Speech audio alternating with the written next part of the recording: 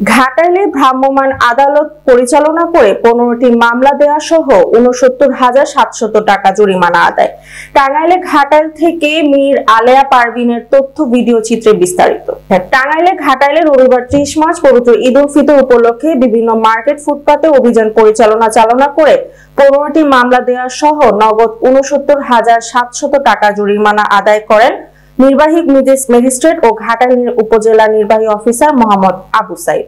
যানজট নিরসন, আইন শৃঙ্খলা নিয়ন্ত্রণ ও সড়কে বেপরোয়া গাড়ি চালানো বন্ধে ঘাটাইলে বিভিন্ন জায়গায় চেকপোস্ট বসিয়ে তল্লাশি করে যৌথ বাহিনী। এছাড়াও অবৈধ অস্ত্র, মাদকদ্রব্য বহন সহ অপরাধ ঠেকাতে সন্দেহজনক হলে গাড়ি তল্লাশি করা হচ্ছে।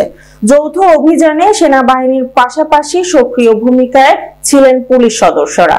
সাম্প্রতিক অপরাধ বাড়ায় আতঙ্ক ছড়িয়ে পড়ায় ঘাটাইলে চেকপোস্ট বসিয়ে লাইসেন্সবিহীন চালক, ফিটনেসবিহীন গাড়ি, দ্রুত গতিতে গাড়ি চালানো, হেলমেটবিহীন মোটরসাইকেল চালক, সড়কে অতিরিক্ত মাল বহনকারী ট্রাক যানবাহনে তল্লাশি ও কাগজপত্র যাচাই করেন।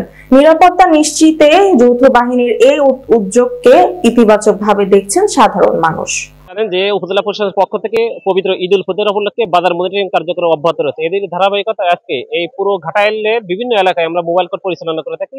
প্রথমে আমরা দেখেছি যে সাগরদিঘি এলাকায় যে তমা ফিলিং স্টেশন, সেখানে যে ওজনে কারচুপির অভিযোগে তাকে 50,000 টাকা জরিমানা করা হয়েছে। এছাড়া এই ঘাটাইল পৌর এলাকায় আমরা যানজট নিরসনে কাজ করছি এবং বিভিন্ন যে যারা বাইকার আছে, যারা হেলমেটবিহীন মোটরসাইকেল পরিচালনা করছে, তাদেরকে আমরা জরিমানা এনেছি। এছাড়া বিভিন্ন দোকানে, বিশেষ করে শপিং মল, মিষ্টির দোকান, এগুলোতে অনেক ক্রেতার সাথে প্রতারণামূলক অনেক কর্মকাণ্ডের আমরা প্রমাণ পেয়েছি। এর ধারাবাহিকতায় আমরা সব মিলে আজকে 15টি মামলায় মোট ৬৯,৭০০ টাকা জরিমানা করেছি। ক্রেতা সাধারণের সুবিধাতে আমাদের উপজেলা প্রশাসনের এই অভিযান অব্যাহত থাকবে।